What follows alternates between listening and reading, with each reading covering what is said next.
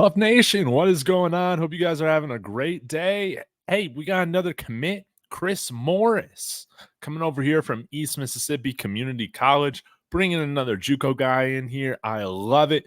In addition, of course, to JUCO players, former JUCO players, Kareem Harden, as well as Ryan Buell coming in, spent some time at the junior college level too. There's probably a few more that I'm forgetting, but welcome to the Buffs. Chris Morris. Shout out to Coach Lodeholt. Seems like he's really hitting the recruiting trail, and another offensive lineman depth piece that we can develop. Couple years of eligibility left, so we'll have to see. Maybe he could even compete to be our swing tackle this year. I have no idea how the tackle position is going to look besides maybe our starting two. So it's kind of in flux, up in air a little bit, but let's go ahead and get to the highlights while I talk a little bit about him. Really interesting player with a really interesting story, but let's go ahead, run these highlights here, and y'all let me know in the comments what you think about his game. But highly recruited, guys, coming out of high school, was a 92 rated player in the class of 2020, I believe, coming out of Tennessee. Offensive lineman, was more so recruited as a guard. I believe he was rated the 10th best guard in the high school class. Again, had a ton of offers, ended up settling on committing into Texas A&M, where I believe they had him playing tackle. Again, 6'4", 290 pounds. Seems to move, pretty well here. And he's always staying on his guy, kind of sticking like glue. That's one of the things that I like about looking at his highlight tape here from East Mississippi Community College.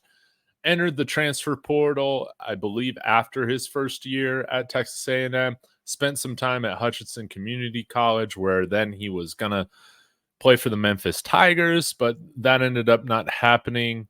Ended up going to East Mississippi Community College, so not totally sure why. But this is a player that, coming out here to Boulder, you hope that he can kind of recapture some of his mojo, that he had coming into Texas A&M. And again, I think he's got a pretty good size at 6'4", 290. He'll need to build on that, getting in the weight room here and in nutrition. That should help. And I was reading an article very briefly during his time at Texas A&M. He actually was talking a little bit about experiencing homelessness during his time in high school. That was something that he dealt with, that he's had to overcome. And it seems like he's just a grinder, somebody who continues to work no matter what adversity he's facing, going the JUCO route. Those players, they come in, they work hard, they take nothing for granted, because they've been at the top playing Power 4 college football. They've been all the way at the JUCO level playing. They know what kind of opportunity they're getting now.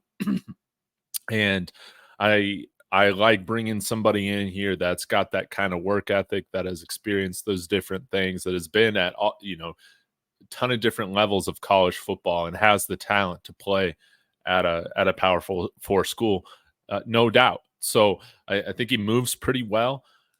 Obviously, with Jordan Seaton here, I think we got the left tackle position squared away. But I really, again, have no idea what our right tackle situation is going to look like this year.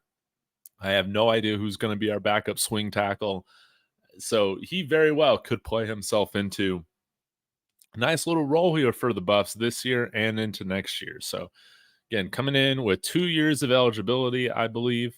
And yeah, we'll have to see. I think that just based off of size, recruiting, history, experience, all of that, I would probably look to Chris Morris as a guy that could potentially, at the very least, jump somebody like Philip Houston, who I like. I think he's got some quick feet. He's athletic. I just think he's a little too undersized for what we're needing if we have one of our starting tackles go down. And so I think that he's somebody that could definitely, potentially help out this team if we are hit with the injury bug. But fingers crossed that we're not that this year that our guys can stay healthy. But I love this. Congratulations to Chris Morris on committing to the Buffs. This is exciting stuff, and I'm excited to see him compete at I'm guessing offensive tackle, but has that versatility to play guard if we need him to. But I think we got enough 330-pound guards or so that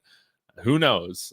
I think we're a little bit squared away more at the interior than we are at the offensive tackle spots right now in terms of our depth. But I think that this is a tremendous underrated get. I can't wait to see what he looks like during practice, because we'll be able to see practice, right?